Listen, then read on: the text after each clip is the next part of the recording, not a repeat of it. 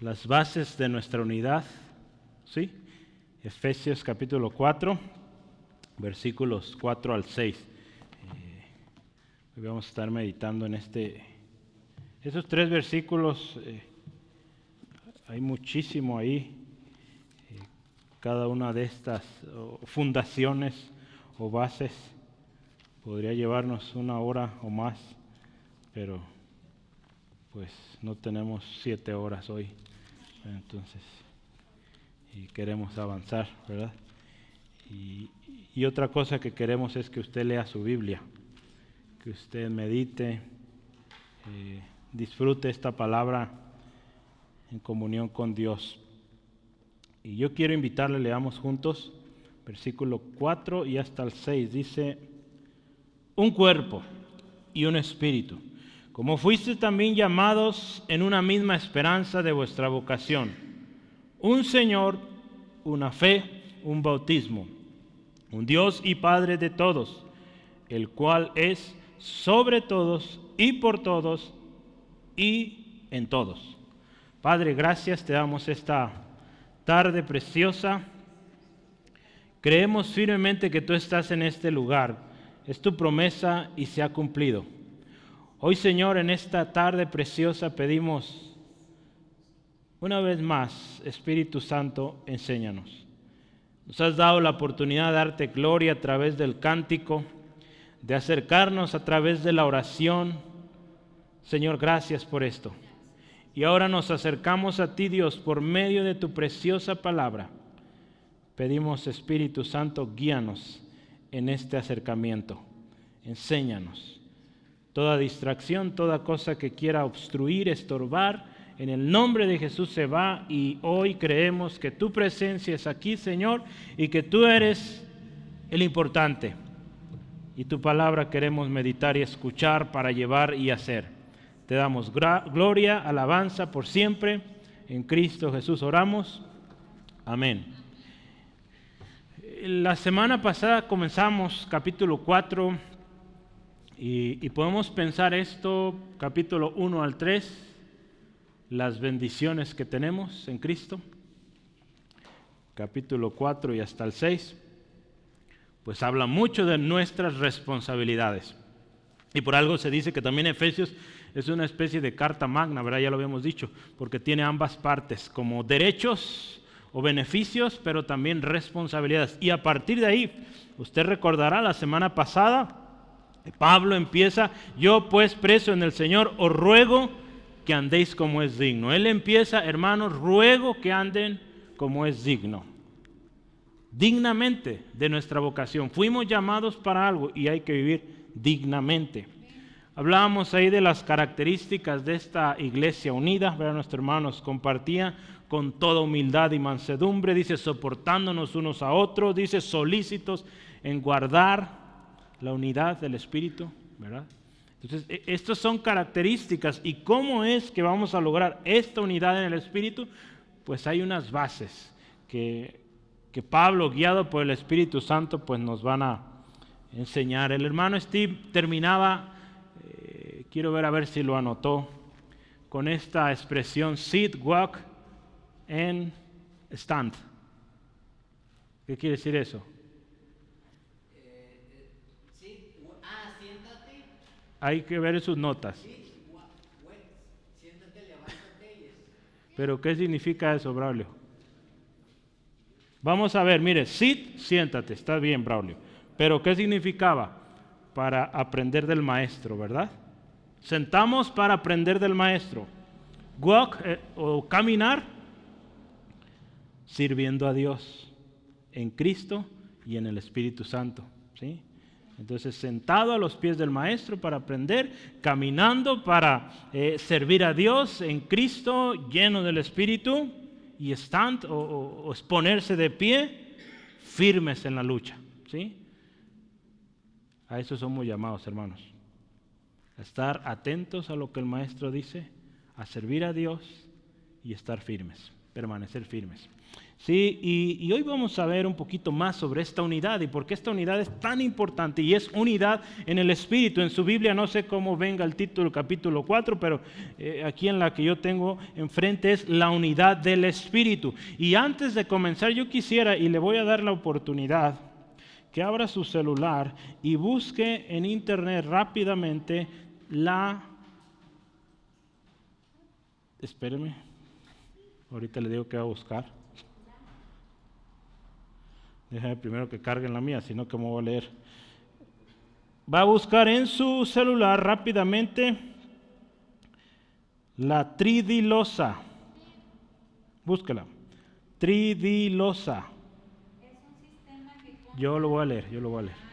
Tridilosa. Solamente búscala, porque lo que quiero es que, no que me explique, yo le voy a decir qué significa. Vea imágenes, a ver si los ha visto usted esas cosas.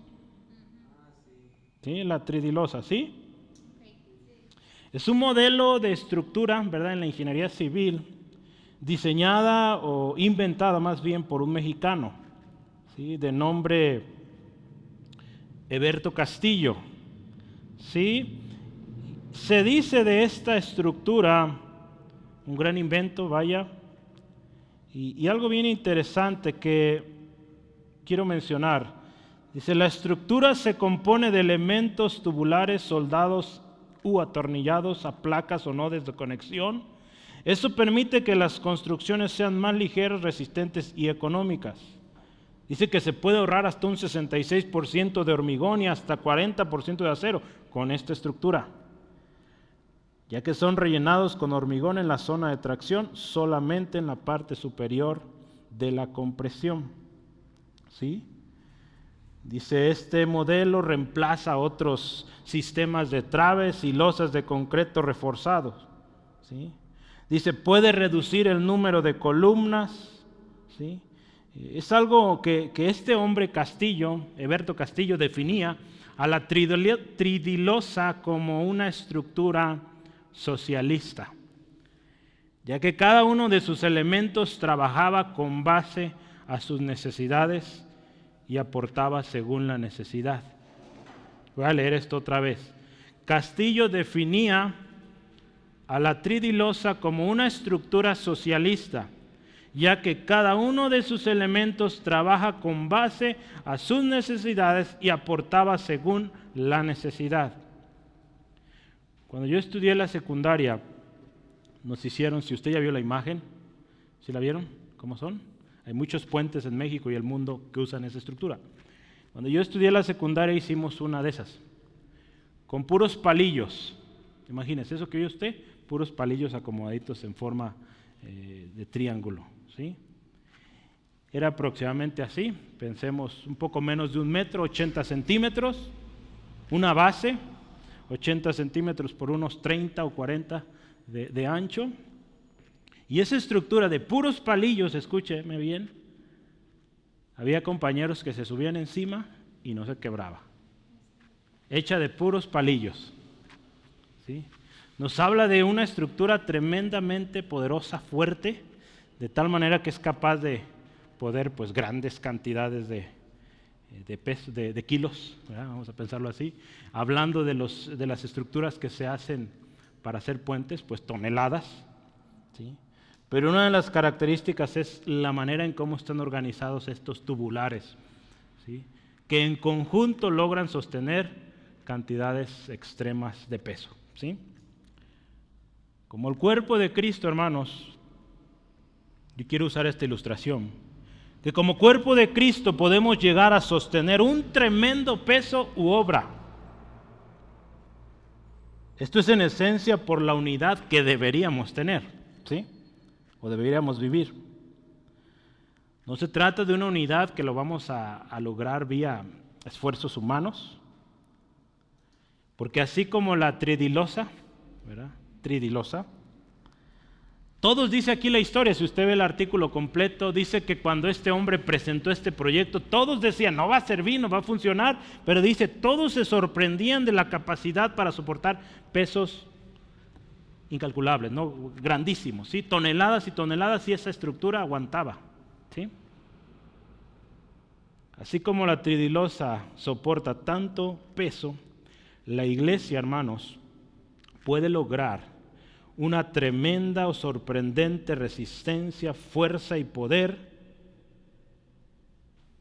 digamos, de hecho hasta sobrenatural, gracias a esta unidad. Pero es una unidad que, ya lo dije, no es por medios humanos, sino por la intervención del Espíritu Santo. ¿Verdad? Por eso estamos hablando de la unidad en el Espíritu. Esta iglesia puede soportar todo y lo ha soportado a lo largo de los siglos porque el Espíritu Santo en ella es ese poder que no le permite caerse, derrumbarse. Intervención del Espíritu Santo, del Señor Jesús y el Dios y Padre de todos sus miembros. ¿Verdad? Imagínense como si fuéramos todos esos tubitos que están sosteniendo el tremendo peso, ¿sí? Podemos eso y mucho más, porque no es en nuestras fuerzas, es con el poder del Espíritu Santo. En una ocasión, una palabra, vamos a leerlas en un ratito más, pero está Zorobabel por ir a construir el templo en Jerusalén, un pueblo esclavo que va a construir un templo precioso. Y Dios le dice, no es con fuerza ni con poder, sino con mi Santo Espíritu, ¿sí? Entonces, con el Espíritu Santo en nosotros, hermanos, podemos hacer cosas tremendas. Vamos a verlo más tarde, ¿sí? En un ratito les voy a dar, está ahí en Zacarías, pero vamos a verlo un ratito más. Yo quiero meditar hoy en los versículos 4 al 6. Hay muchísimo que vamos a aprender en este capítulo 4.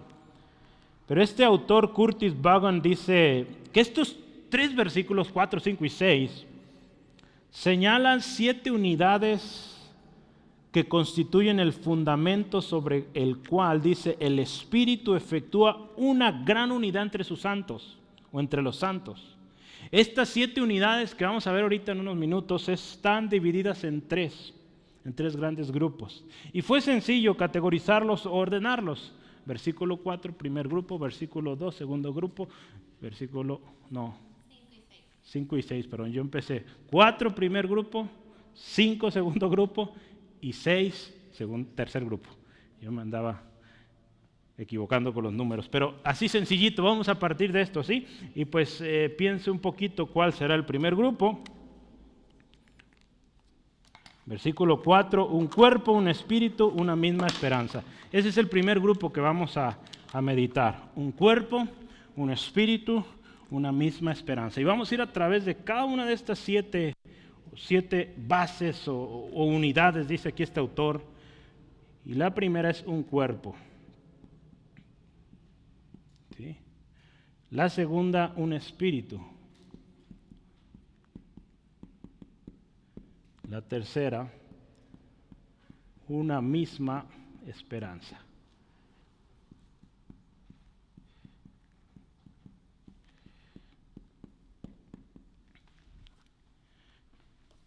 Para que una iglesia viva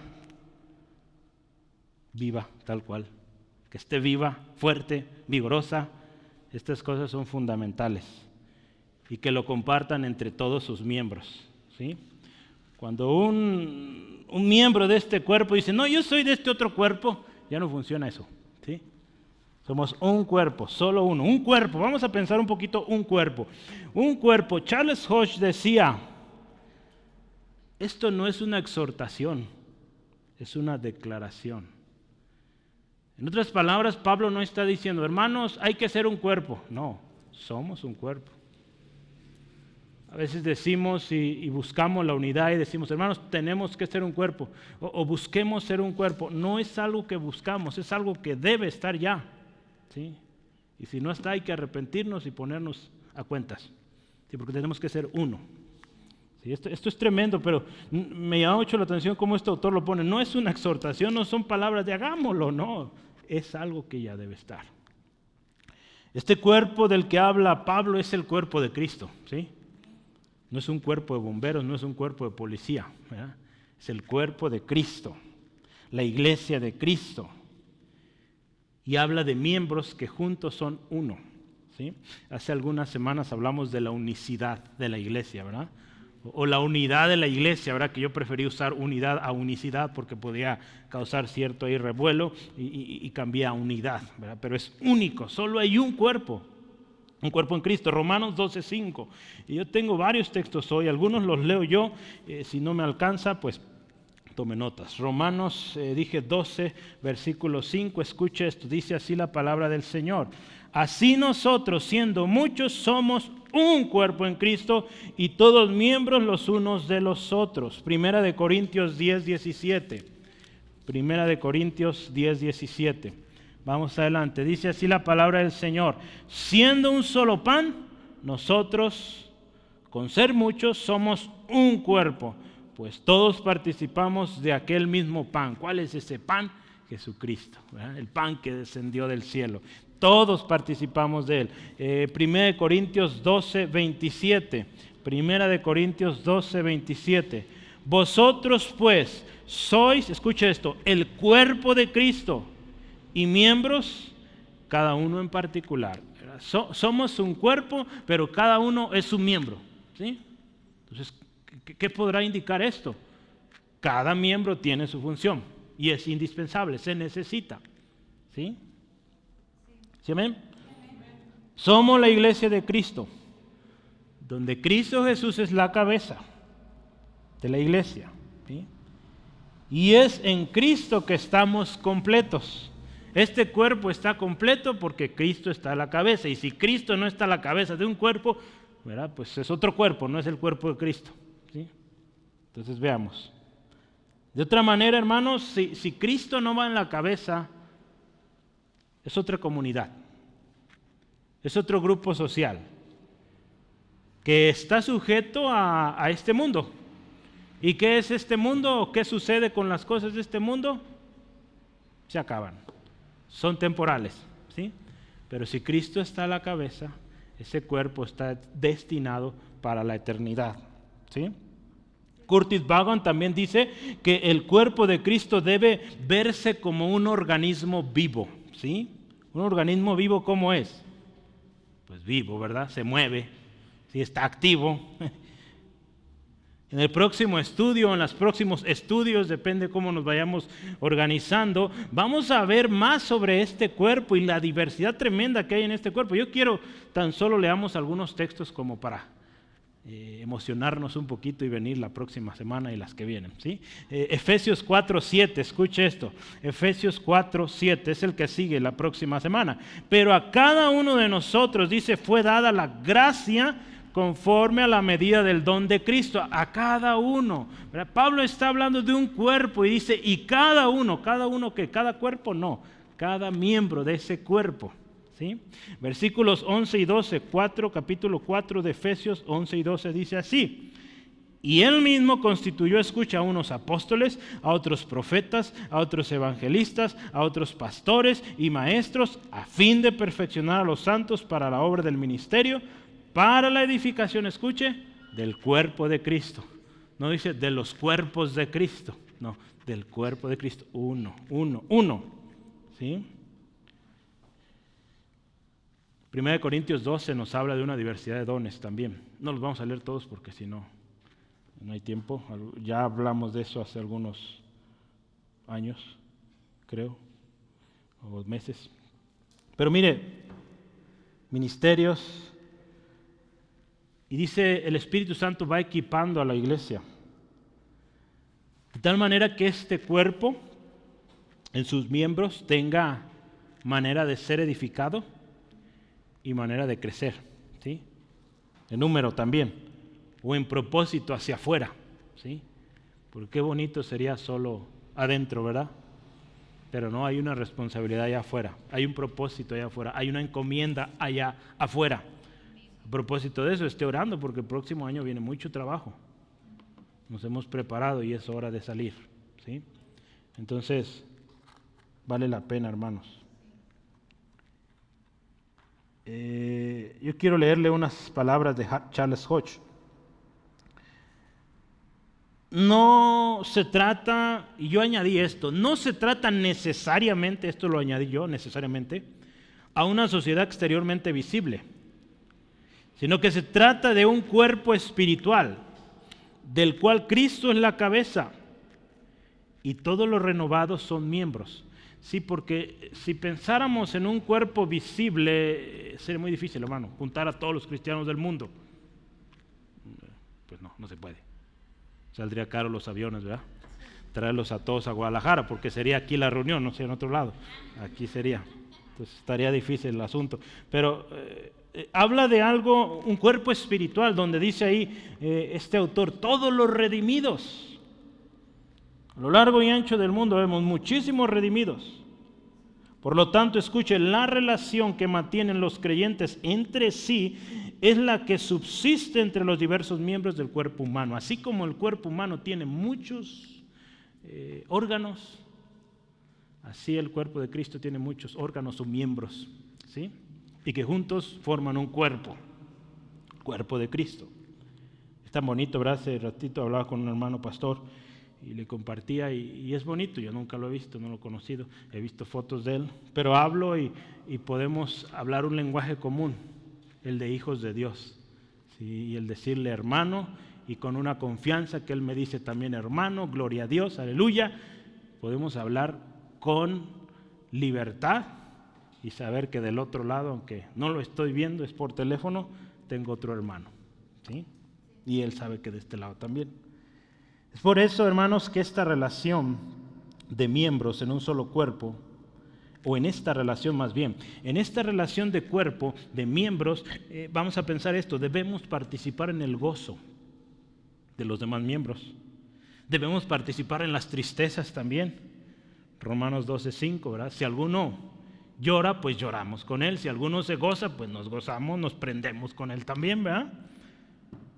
Pero también en este cuerpo nos cuidamos, nos vestimos unos a otros, dignamente. Y dice la palabra ahí en 1 Corintios, si me acompaña, dignamente, en especial aquellos que parecen ser más débiles. Si hemos hablado de esto, el cuidado al más débil. 1 Corintios 12, 23 al 26, escuche esto. Dice, y aquellos del cuerpo que nos parecen menos dignos, dice, a estos vestimos más dignamente. Pablo está poniendo el ejemplo del cuerpo, de nuestros miembros, de nuestro cuerpo humano. Y dice, y los que en nosotros, sea en la iglesia, en el cuerpo de Cristo, son menos decorosos también, se tratan con más decoro. Pablo sigue hablando del ejemplo del cuerpo, ¿verdad? Pero dice, porque los que en nosotros son más decorosos no tienen necesidad, pero Dios ordenó el cuerpo, Dios lo ordenó, hermano, no yo, no una persona, Dios. Dando, escuche, más honor al que le faltaba, para que no haya desavenencia en el cuerpo, sino que los miembros, dice, todos se preocupan los unos por los otros. Por eso es importante estar ahí, siendo parte del cuerpo, de manera que si un miembro padece, todos los miembros se duelen con él, y si un miembro recibe honra, todos los miembros con él se gozan. ¿Sí? Entonces, aquí no es que yo soy solo. Somos un cuerpo, somos cada uno miembros los unos de los otros, y así hemos de vivir. ¿Sí? Y acuérdense, no es una exhortación, es una declaración lo que está diciendo aquí Pablo. Somos un cuerpo, ¿sí? No dos cuerpos, no tres cuerpos. Entonces, esta es la primera fundación, ¿sí? Si está poniéndole números, primero somos un cuerpo. La segunda base que vamos a ver hoy es un espíritu. Un espíritu, bueno, ahí está el orden, usted lo puede ver. Un espíritu. Charles Hodge lo describe como que el espíritu o un espíritu es la vida de ese cuerpo, ¿sí? Que habita en todos sus miembros. Así como el cuerpo humano está impregnado de un alma, el cuerpo de Cristo es uno que está impregnado del espíritu, ¿sí? Curtis Vaughan dice, así como hay un cuerpo, también hay un espíritu que le da vida a ese cuerpo. El espíritu de nosotros nos da vida. El espíritu que levantó a Cristo de los muertos nos vivifica a nosotros, hermanos. Ayer estábamos estudiando en el curso de discipulado sobre el bautismo en el Espíritu Santo y la importancia de ser llenos del Espíritu Santo. Cuando usted y yo vinimos a Cristo, fuimos, dice la palabra, sellados con el Espíritu Santo, o sea, somos propiedad de Dios. Pero hay algo que sigue y es ser llenos del Espíritu Santo. Le voy a dejar una tarea bien fácil. Ayer hicimos el ejercicio con los hermanos. Para que suceda Lucas 4:1, tiene que suceder Lucas 3:22. No lo veo anotando. Para que suceda Lucas capítulo 4:1, tiene que suceder Lucas capítulo 3, versículo 22. Lucas, sí. No les digas, Braulio. Para que suceda Lucas 4:1, tiene que suceder Lucas 3:22. Y la segunda tarea es, para que suceda Hechos capítulo 3, tiene que suceder Hechos capítulo 2. Se lo dejo tarea y la próxima semana me platica. ¿Sí? Va a decir, es muy lógico, uno es un versículo antes del otro, un capítulo antes del otro. Sí, pero hay mucho ahí adentro. Investíguelo y pídele a Dios le revele, y es una enseñanza preciosa.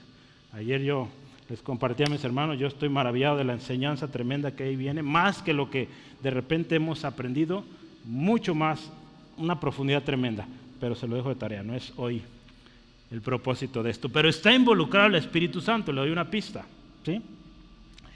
Es entonces, hermanos, que usted y yo como miembros del cuerpo de Cristo estamos, yo anoté así, mire, estamos adheridos de manera involuntaria al cuerpo. O sea que no hay opción, hermano. ¿Sí? Si estás en Cristo, tienes que ser miembro de este cuerpo, del cuerpo de Cristo. De otra manera, pues, estás rebelándote y te tienes que corregir. Tienes una de dos, o te corriges o te corriges. ¿Sí? Tienes que ser parte. ¿Sí? Tienes que ser parte del cuerpo.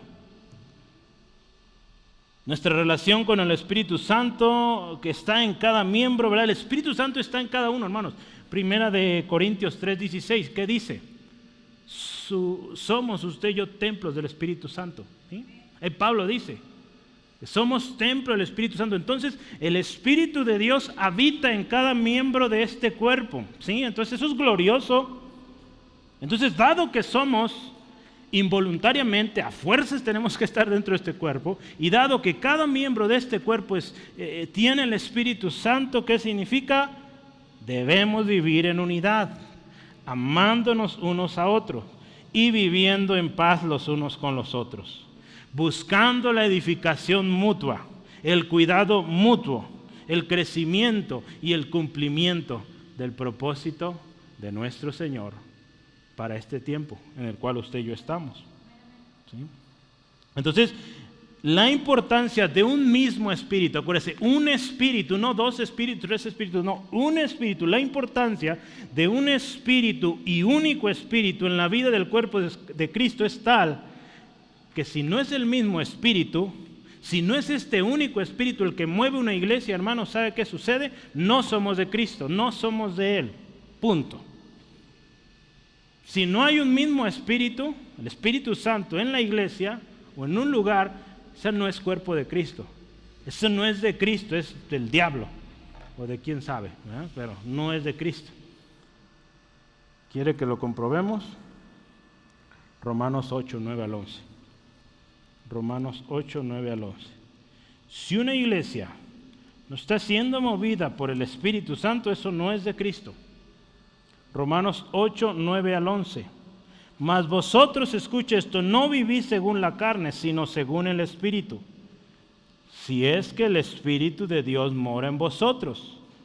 Y si alguno dice, escuche, no tiene el Espíritu de Cristo, no es de Él. Punto. Y se acabó. ¿Sí? No tiene el Espíritu, no es de Cristo. Otra vez explico, no se me va a asustar. El Espíritu, tener el Espíritu, vivir en el Espíritu. No estamos hablando ahorita de llenura del Espíritu, es otra cosa. ¿Sí? Para que no se me va a asustar. ¿Sí? Acuérdese, cuando usted vino a Cristo, fuimos sellados con el Espíritu. ¿Sí? Y somos llamados a esto, ¿sí? A vivir en el Espíritu. Y el Espíritu en nosotros va a ayudarnos a que esas conductas vayan cambiando, ¿sí? Entonces, usted ahorita no es el más amoroso del mundo, el más manso del mundo, no. O el más paciente, no. El Espíritu en nosotros está produciendo ese fruto, ¿sí? Y tenemos que andar en el Espíritu, no satisfaciendo, acuérdense, ya lo vimos en Gálatas, las obras de la carne, o el espíritu de la carne, o el espíritu del mundo. ¿Sí? Entonces, eso es, hermano. Si alguno dice aquí la palabra, no tiene el Espíritu de Cristo, no es de Cristo. Punto. Y así termina el enunciado. Punto. ¿Sí? La tercera fundación dentro del primer grupo es una misma esperanza. Una misma esperanza. Yo quiero leer un pasaje aquí de Charles Hodge. Dice así: es el hecho de que todos tengan el mismo gran destino y que estén llenos de las mismas expectativas, demuestra que son uno. La unidad de su esperanza es otra evidencia y elemento más de la comunión de los santos. El Espíritu Santo que habita en ellos, dice, suscita las mismas aspiraciones, las mismas anticipaciones de la misma herencia gloriosa, a participar de la cual han sido llamados. Hermano, el mismo Espíritu en usted, en mí, debe producir el mismo anhelo, el mismo deseo. ¿Y cuál es ese? Pues estar un día en la presencia de nuestro Señor y Salvador. ¿Sí? Si anhelamos otra cosa mundana, ese no es el mismo Espíritu del cual habla aquí. El mismo Espíritu tiene un fruto y este es característico, ya lo vimos, ¿sí? Ahí en Gálatas. ¿Sí? Este mismo Espíritu nos va a hacer anhelar o aspirar a amar más a Dios, a amarnos unos a otros, a servirnos unos a otros, a edificarnos. Por eso cuando alguien dice, tengo el Espíritu de Dios, y usted lo ve causando divisiones, quejándose, hablando mal de los demás, yo sinceramente dudo, ¿sí?, que esta persona esté llena del Espíritu. Estará lleno del espíritu de rebeldía, ¿verdad?, de otras cosas, pero no el Espíritu de Dios, ¿sí? Entonces vea, qué hermoso es esto. Por eso una misma esperanza, dado que somos un cuerpo, un mismo Espíritu habita en nosotros, tenemos un mismo deseo, una misma confianza, una misma esperanza. En esta misma esperanza, hermanos, en esta misma esperanza, todos compartimos algo en los cielos. Y en esta misma esperanza todos damos por enterados y somos participantes de esta esperanza cuando usted y yo venimos al Evangelio, ¿sí? Cuando usted vino a Cristo, esta esperanza es una misma con la demás multitud de hermanos y hermanas que tenemos a lo largo y ancho del mundo. Primera de Colosenses 1, 4 al 5, escuche. Primera de Tesalonicenses, no. Primera de Colosenses 1, 4 al 5, ¿verdad? Yo estaba diciendo Tesalonicenses, perdóneme. Y es Primera de Colosenses porque nomás hay una, ¿verdad? Yo seguía con el Primera. Colosenses, así, a secas. Colosenses 1, 4 al 5. Quiero ver si están despiertos. Habiendo oído, fíjese, de vuestra fe en Cristo Jesús y del amor que tenéis a todos los santos, escuche esto, a causa de la esperanza que está guardada en los cielos. Escuche esto, de la cual ya habéis oído por la palabra verdadera del Evangelio. ¿Sí? Esta esperanza llegó a nosotros cuando venimos a Cristo. Esta misma esperanza, hermanos, también nos lleva a vivir preparándonos, a vivir cuidándonos como cuerpo para la manifestación gloriosa de nuestro gran Dios y Salvador Jesucristo. Tito 2, 12 al 13, si está notando.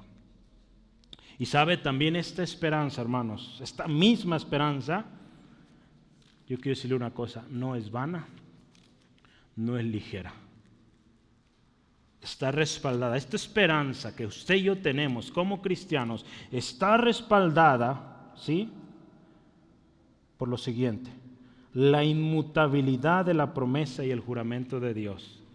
Dios ha prometido, Dios ha juramentado. Por eso esa esperanza, una misma, firme, no perece, permanece. ¿sí? Hebreos, yo quiero que veamos aquí Hebreos 6,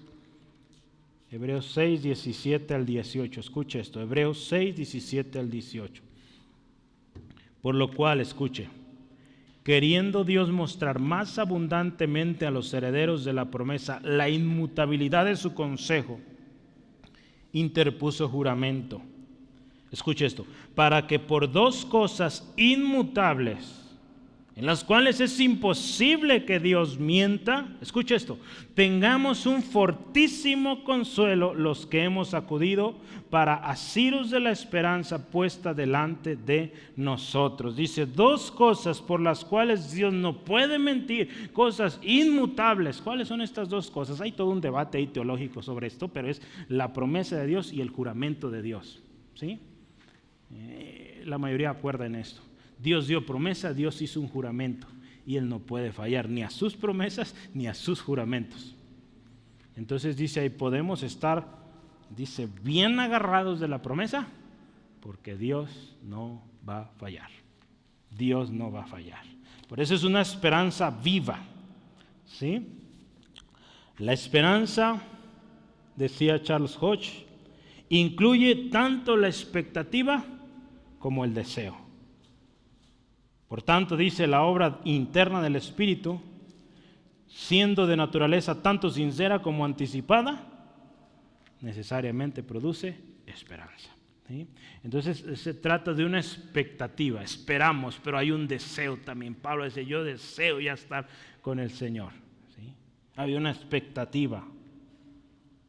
Yo quiero terminar esto de una misma esperanza, porque usa una palabra ahí y es vocación. Si vuelvo yo al texto central 4, 6, dice un Dios y Padre de todos, el cual es sobre, no, 4, perdón, Efesios 4 dice un cuerpo y un espíritu, como fuiste también llamados a una misma esperanza de vuestra vocación. Sí, ahí hay un término griego que se usó ahí y lo voy a anotar aquí rápido.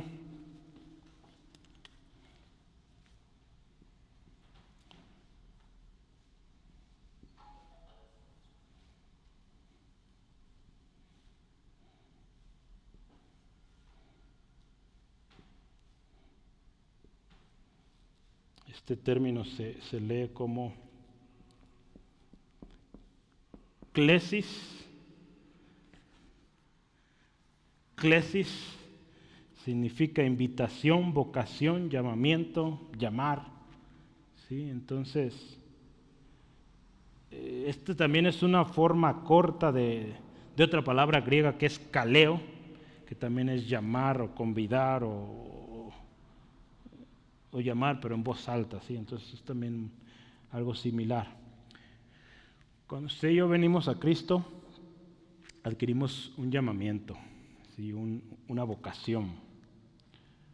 Por lo tanto, hermanos, deberemos o habremos más bien de asirnos o aferrarnos de estas verdades, las que hoy hemos empezado a ver, de que somos un cuerpo y que es un cuerpo que es guiado, es sustentado, es vivificado por un espíritu, ¿sí?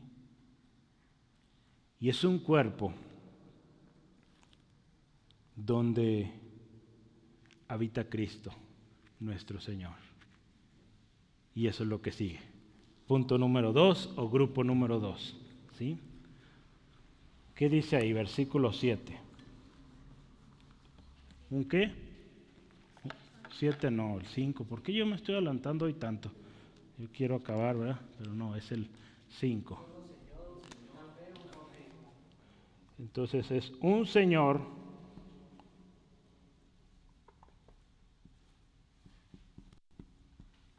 ¿un qué? Una fe, una fe, un bautismo.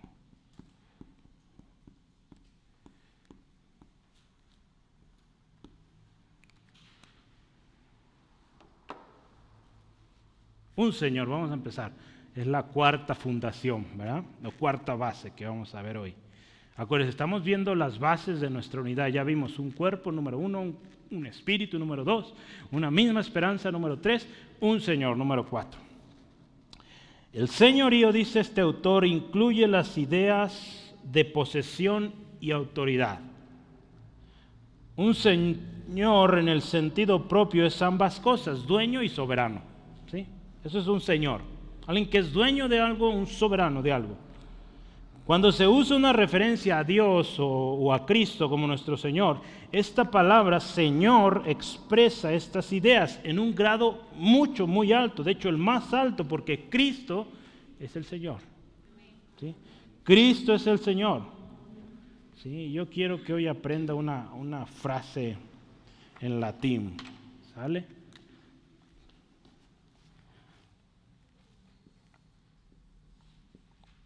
La voy a anotar y después la leo, ¿sale? Porque anotando y leyendo no puedo.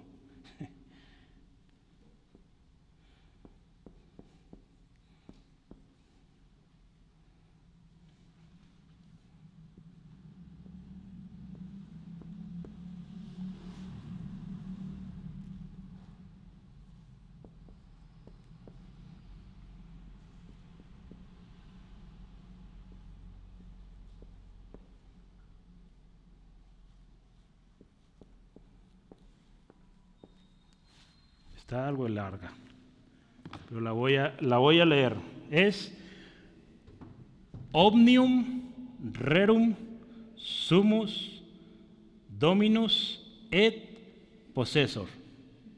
¿Qué significa eso? Es latín eso. El Señor supremo y poseedor de todas las cosas. Ese es Cristo. El Señor supremo y poseedor de todas las cosas. ¿Sí? El latín se lee muy distinto al español. Entonces es el Señor, escuche, supremo y poseedor de todas las cosas. ¿Es ese Jesús? Amén. Aunque no lo crea. Amén, hermanos. Ese es el Señor supremo, poseedor de todas las cosas. Jesús es el Señor supremo y poseedor de todas las cosas. Juan 1.1, ¿verdad? Y Juan 1.1 y adelante, el principio era el verbo era con Dios. Y todas las cosas por Él fueron hechas, ¿sí? Para Él y para su gloria. Entonces se trata de un único Señor. Es uno el que dio su vida y que pagó por nuestra redención. Hechos 2.36, Pedro está hablando a este grupo de almas preciosas. Él le dice, a este Jesús, a quien vosotros crucificaste, Dios le ha hecho Señor y Cristo. La función de Cristo como nuestro Señor es vitalísima o es vital para nuestra salvación. Hechos 5.31. La función de Cristo como Señor en nuestra salvación es clave. ¿Sí? Es clave porque si Cristo no es el Señor de una persona, pues esa persona no es de Cristo, no es salva. ¿Sí? Hechos 5.31, ¿qué dice aquí? Escuche. A este Dios ha exaltado con su diestra por príncipe y salvador, para dar a Israel arrepentimiento y perdón de pecados. A Cristo Jesús. ¿Sí? Romanos 10.9, otro más, Romanos 10.9. Escucha esto, la palabra del Señor. Romanos 10, versículo 9. Dice que si confesares con tu boca, escuchen, que Jesús es el Señor y creyeres en tu corazón que Dios lo levantó de los muertos, serás salvo. ¿Sí? Entonces, esta es una clave, una base fundamental para que este cuerpo permanezca unida, que sus miembros o que en sus miembros, cada miembro de este cuerpo diga, Jesús es mi Señor, nuestro Señor, el único Señor. ¿Sí?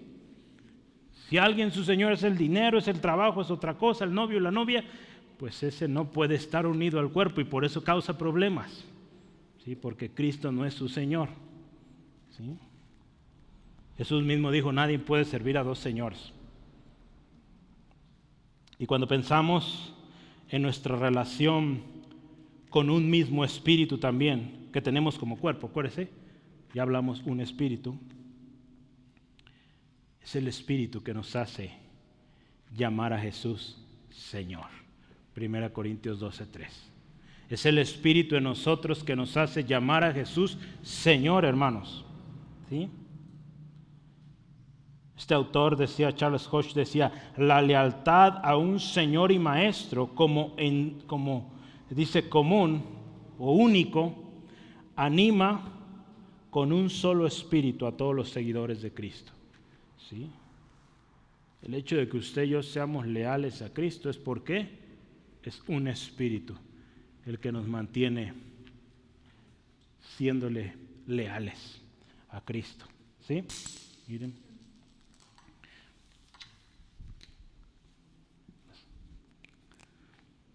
Gloria a Cristo. Ahora vamos al siguiente número en nuestras bases, base número 5, ¿verdad?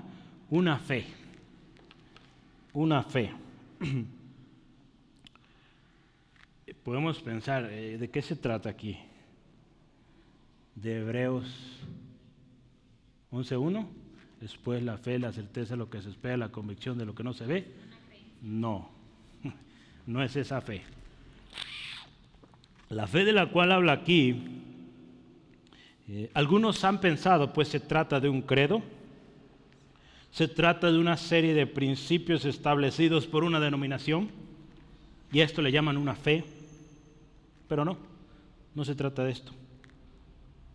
Cuando vemos el contexto en el cual nos estamos envolviendo o meditando un cuerpo, un espíritu, una misma esperanza, un Señor, una fe, un bautismo y seguimos un Dios y Padre de todos, es más que un credo. ¿Sí? Implica algo y tiene repercusiones, es lo interesante. Porque si un credo, hablamos de un credo, por ejemplo, la confesión bautista de 1800 por allá, no, de hecho no. La confesión bautista de Londres, para hacerlo más fácil. ¿Sí? Luego vea la fecha. Pues esa que dice es de los bautistas. ¿Sí? Y muchas iglesias reformadas han adquirido esta confesión. ¿Sí? Los centros de fe, esperanza y amor tienen un documento en que creemos. ¿Sí? Y así, cada denominación tiene su credo o en qué se basa su doctrina. ¿Sí? Pero esto no es esta fe que está hablando acá, de una fe. ¿Sí? Yo quiero leerle esto, dice así: los verdaderos creyentes tienen una fe. No porque todos profesen un mismo credo,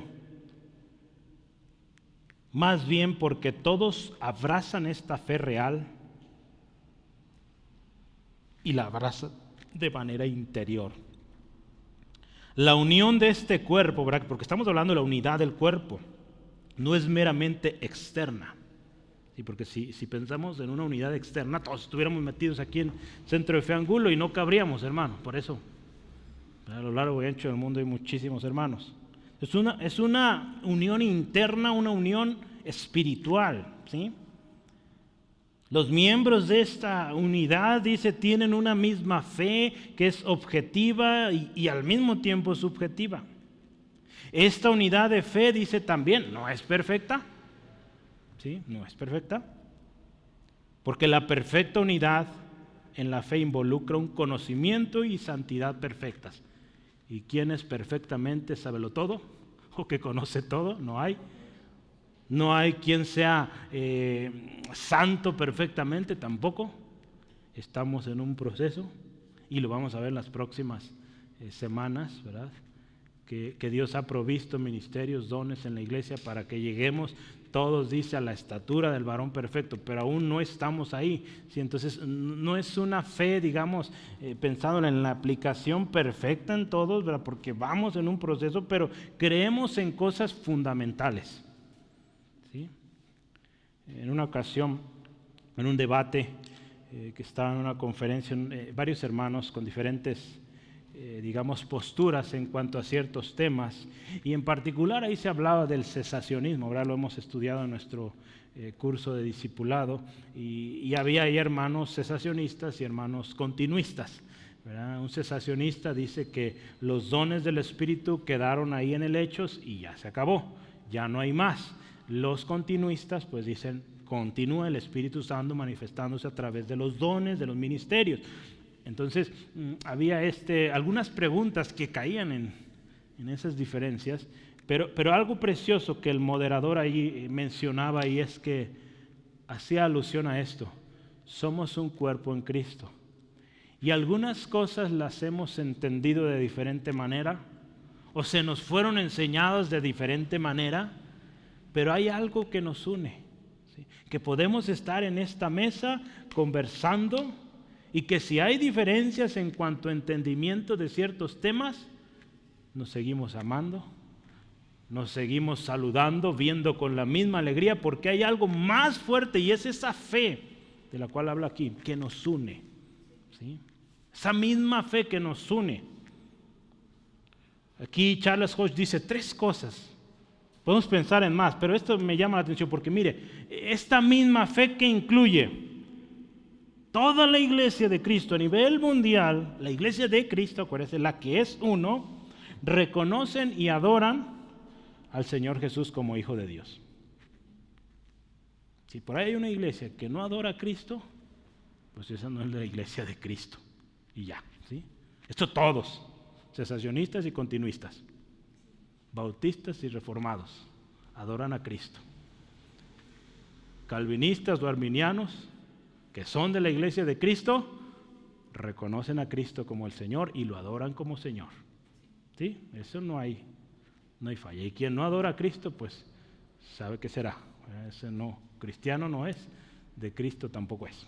Y vamos, la segunda cosa, todos estos miembros de la iglesia de Cristo, que es una, todos ellos confían en la sangre de Cristo para su redención, ¿sí? Todos aquellos que son parte del cuerpo de Cristo, sean de cualquier denominación, que son de la iglesia de Cristo única, saben que la sangre de Cristo nos limpia de todo pecado. ¿Sí, amén? Si alguien dice que no, pues también no es parte del cuerpo. Estamos hablando de cosas fundamentales. Y una tercera, todos concuerdan en que el Espíritu Santo está ahí para nuestra santificación. ¿Sí? Todos. ¿Sí? Si hablan de una fuerza, de un poder, algo místico, no, eso no es. Está ahí para nuestra santificación, entre mucho más que hemos estudiado. Todo un año hablamos de esto, pero mire, Pablo, es bien interesante. Pablo, cuando él se está despidiendo de los hermanos en Corinto, nos ayuda un poco más a definir de qué se trata esta fe. Ya estamos hablando que todos creen en Jesucristo como el Señor, el Salvador, lo adoran, todos creen en el poder de la sangre de Cristo para nuestra redención, todos creen en el poder del Espíritu para nuestra santificación, pero Pablo ahí en 1 Corintios, yo quiero que vea ya, al final de la carta, en capítulo 12, espérame, no es 1 Corintios. ¿Por qué puse 1 Corintios? Sí, tiene que ser 1 Corintios. Deme un segundo.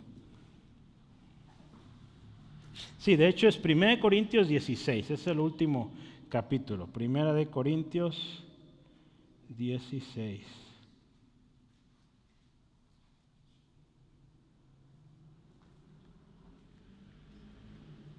Es Moy. Pásate, Moy, que estás ahí paradito. Ándale, siéntate. Ándale. Con confianza. Hay agüita si quieres. Pásale bienvenido. ¿Sí? Una fe. Si estamos, mire, yo quiero que vea ahí en 1 Corintios 16. ¿Sí? 1 Corintios 16, versículo 13 y 14. Vea, ¿qué dice ahí Pablo? Velad. Estad firmes en la fe. Sí, está hablando en la fe, no está hablando de la fe de Hebreos 11:1. Dice, portaos varonilmente y esforzaos.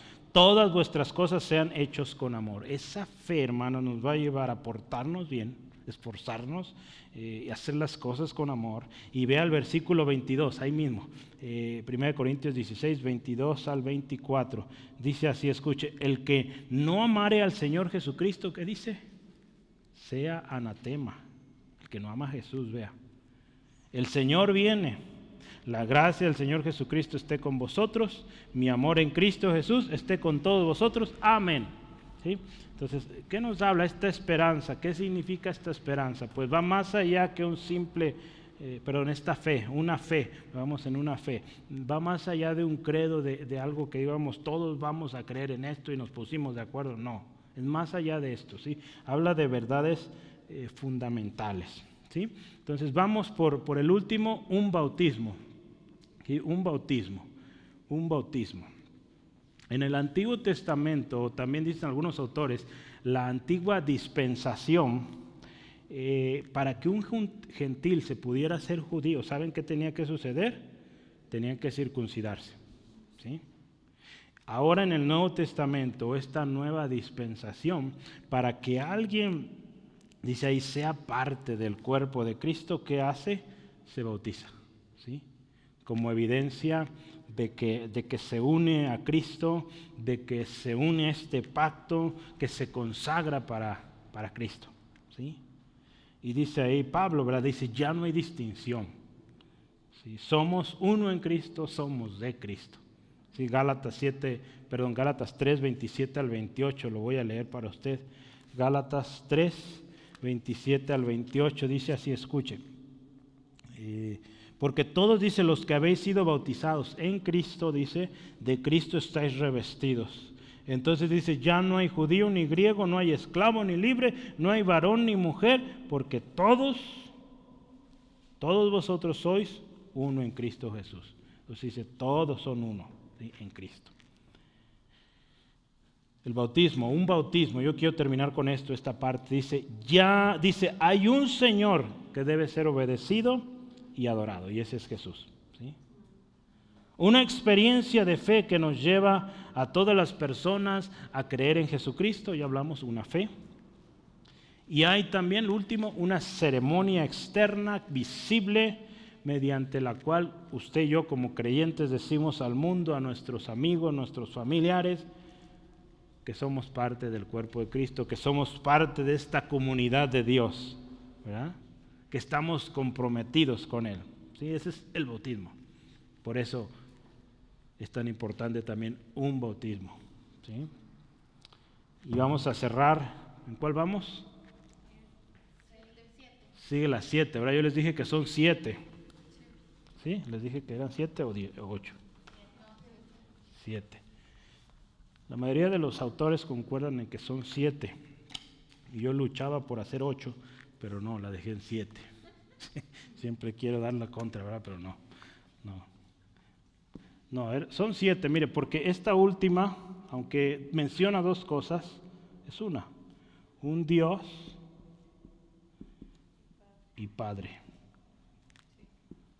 Que dice de todos.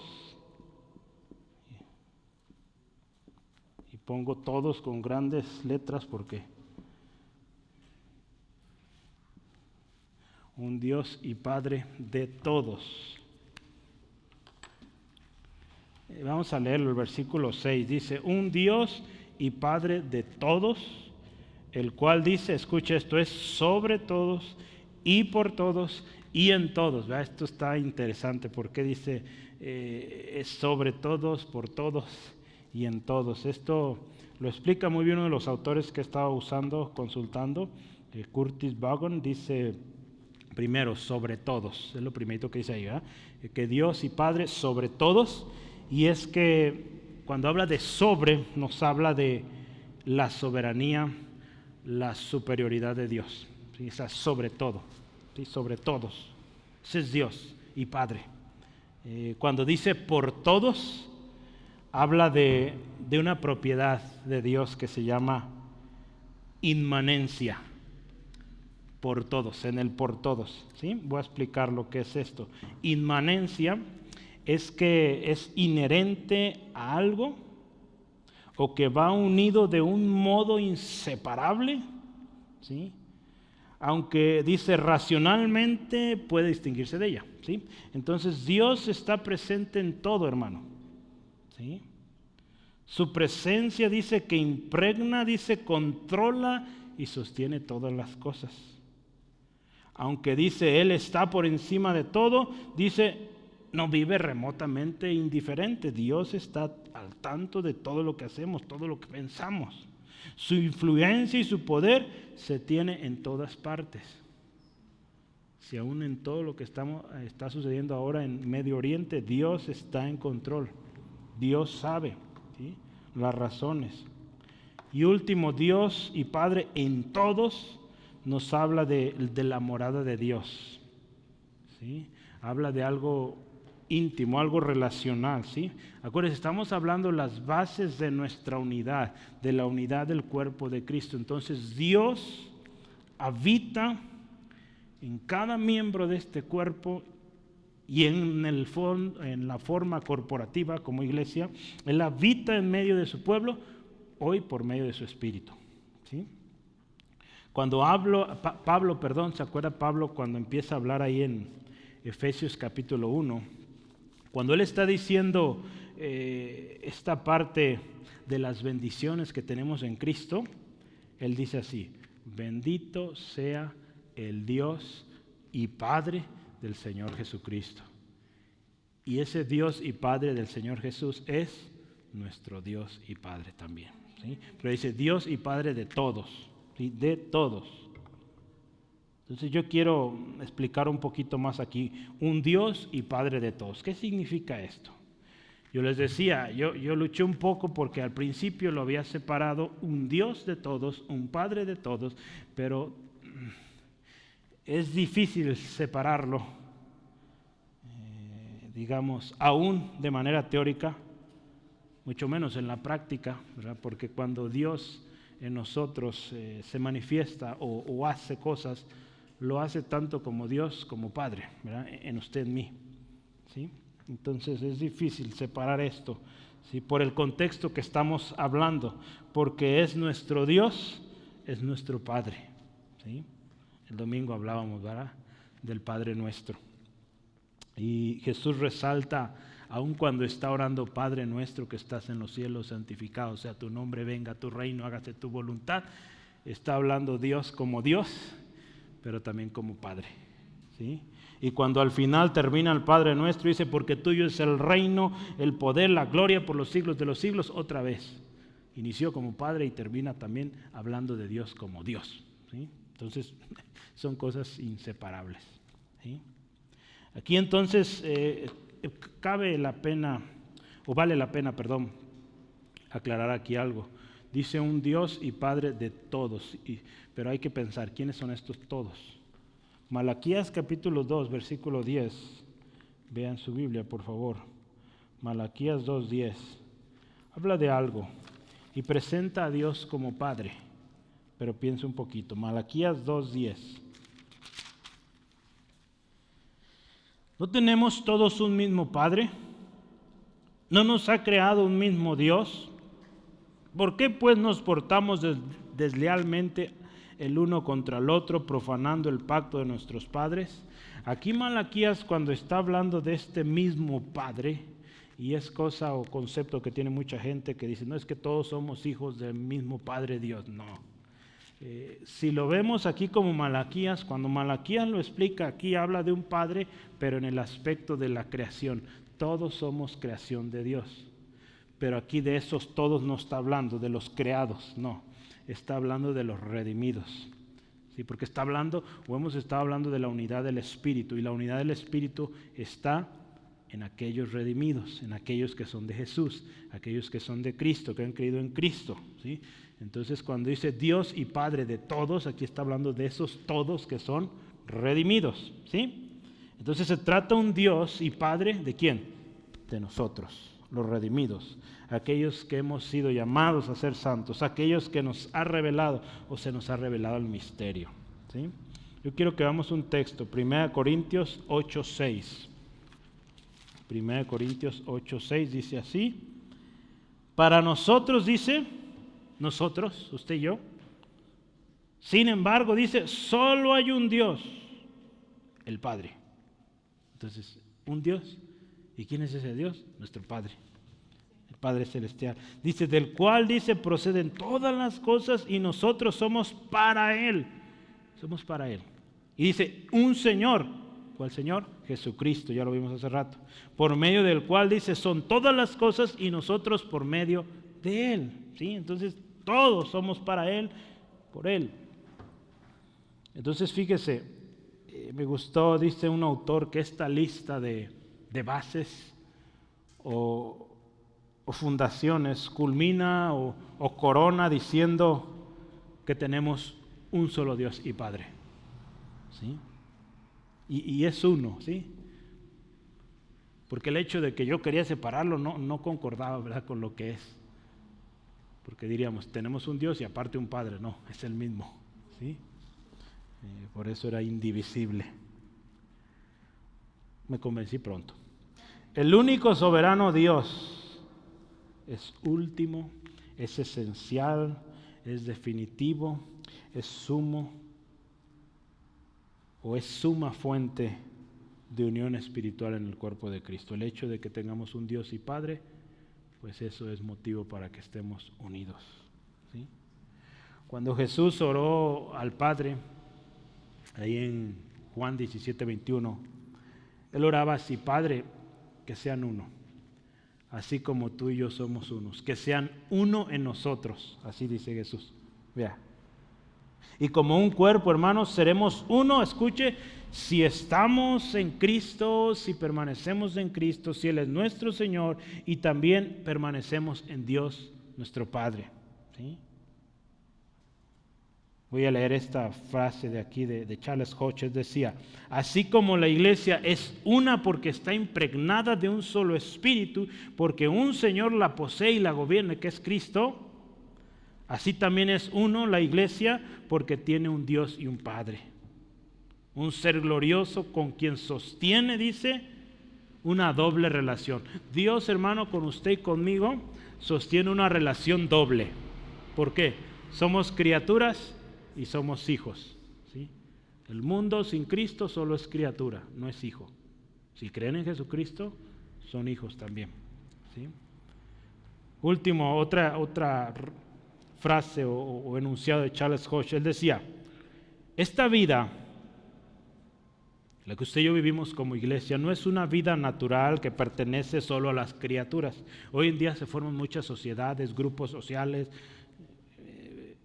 un montón, ¿no?, de comunidades. Pero esta unidad de la iglesia no es algo por naturaleza o natural del ser humano. Esta unidad también no es intelectual, que pertenece a algo que se tiene que razonar, no es así. Es una vida, una unidad espiritual, ¿sí?, llamada como una vida que Dios ama, ¿sí?, que Dios está ahí. La palabra de Dios nos habla, hermanos, es bien interesante, de que el Espíritu Santo, lo veíamos, habita en el creyente. ¿Se acuerda? 1 Corintios 6:19. Somos templo del Espíritu Santo. Entonces el Espíritu habita en nosotros. La palabra también habla de que Cristo habita en los creyentes, que está en nuestros corazones. Efesios 3:17. Ahí lo puede ver, Efesios 3:17, que dice: para que habite Cristo por la fe en vuestros corazones. Entonces fíjese, el Espíritu Santo está en nosotros, Cristo habita en nuestro corazón y también Dios, aquí lo dice, habita en los creyentes. Este texto que hoy meditamos, verá el versículo 6, un Dios y Padre de todos, el cual es sobre todos y por todos y en todos, en esencia o es uno de los versículos que se usa para hablar de la doctrina de la Trinidad. Aquí se confirma, porque Dios habita en el creyente a través de su Espíritu. Dios habita en el creyente a través de su Hijo, Cristo, en nuestros corazones, y Él mismo está en nosotros, ¿sí? Entonces vea qué poderoso es esto. ¿Por qué tan importante la unidad, verdad? Como lo veíamos la semana pasada. ¿Y por qué, o qué representa esa unidad? ¿Por qué esa unidad es tan fuerte, verdad?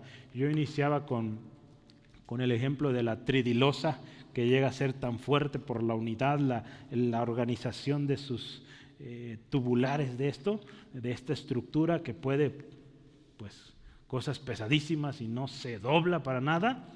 Así la iglesia no se va a doblar si tiene estos fundamentos, ¿sí? Un cuerpo, un espíritu, una misma esperanza, un Señor, una fe, un bautismo, un Dios y Padre de todos, ¿sí? Recordemos, hermano, yo quiero terminar leyendo aquí.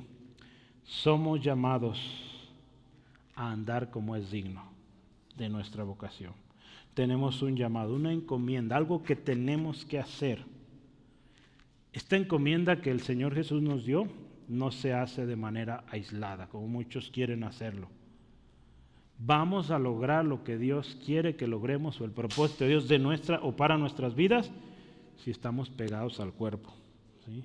Porque dentro de ese cuerpo usted va a ser enseñado, usted va a ser edificado y usted va a ser enviado, ¿sí? Por eso necesitamos estar ahí de manera activa, contribuyendo a la edificación, porque usted edifica a otros y usted va a ser edificado por otros, ¿sí? Por eso necesitamos estar ahí, para que podamos crecer espiritualmente como iglesia, madurar, pero también en número, ¿verdad? Hacia afuera.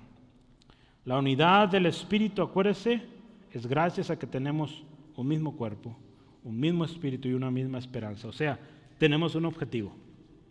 La unidad del cuerpo de Cristo es porque tienen un mismo Señor, una fe y un bautismo. Acuérdese, servimos al mismo Señor. Tenemos una misma confianza en Él. Su obra en la cruz y su promesa. Creemos en esto todos. Al creer que Él es el único, que Él es nuestro Señor, pues nos vamos a bautizar y la gente se va a dar cuenta, nuestros amigos, ¿verdad? Usualmente hacemos esto, invitamos a nuestros conocidos, familiares, para que vean qué somos ahora, a qué formamos parte, ¿sí? Y acuérdense, esta unidad es gracias a que tenemos un Dios y Padre de todos, quien es soberano.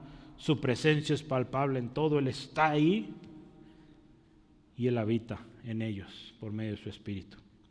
Gloria a Dios por esta unidad que tenemos en el Espíritu, hermanos. Somos un cuerpo en Cristo. Esta unidad no se logra, dice la palabra, ahora sí, ni con fuerza ni con poder, sino con el Espíritu de Dios. Ahora sí, Braulio, Zacarías 4:6.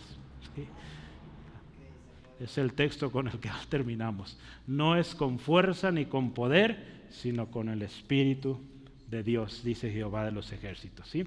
Entonces, esta unidad, hermano, no se va a lograr con fuerza, poder humano. Se va a lograr con el Espíritu de Dios, ¿sí? ¿Le parece? Oramos, damos gracias a Dios y pues oramos que nos ayude a permanecer en esta unidad. Padre, gracias por esta palabra. Gracias, Dios y Padre, por tu palabra viva hoy. Gracias, Espíritu Santo, por tu obra hoy también en nuestra unidad. Gracias, Señor Jesús, por esto, por ser nuestro Señor. Gracias, Dios y Padre, porque estás sobre todas las cosas. Estás en nosotros, por nosotros. Señor, hoy pedimos que tu Espíritu nos siga guiando para ser fortalecidos en esta unidad. Pedimos, Señor Jesucristo, nos dirijas tú a la cabeza como cuerpo, pero tú como cabeza, nosotros como cuerpo, y que, Señor Dios y Padre, nos sustentes cada día. Queremos permanecer en esta unidad. Así como Padre, Hijo, Espíritu Santo son uno, que nosotros seamos uno en Cristo. Señor, gracias. Hoy, Dios, oramos también por aquellos que no son parte. Y, Señor, tú tocando tu Espíritu Santo, obrando para convencer de que esta persona también puede ser parte de esta unidad. El Espíritu Santo es quien convence. Es Jesucristo quien puede ser su Salvador, tu Señor. Si hoy vienes arrepentido, pidiendo perdón por tus pecados y aceptando a Cristo como tu Señor, tu Salvador. Esto es un llamado. Y si tú lo aceptas, dice la palabra, serás llamado hijo de Dios. Y con esto podrás ahora sí acercarte a Dios, pero no solo como Dios, sino ahora también como Padre. Y el Padre de esta familia, de la familia de Dios, conoce tus necesidades y quiere lo mejor para ti. Gracias, Dios, por ministrar cada vida, cada corazón.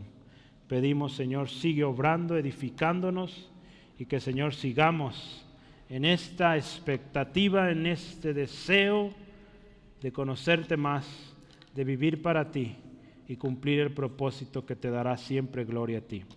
En el nombre de Jesús. Amén, amén.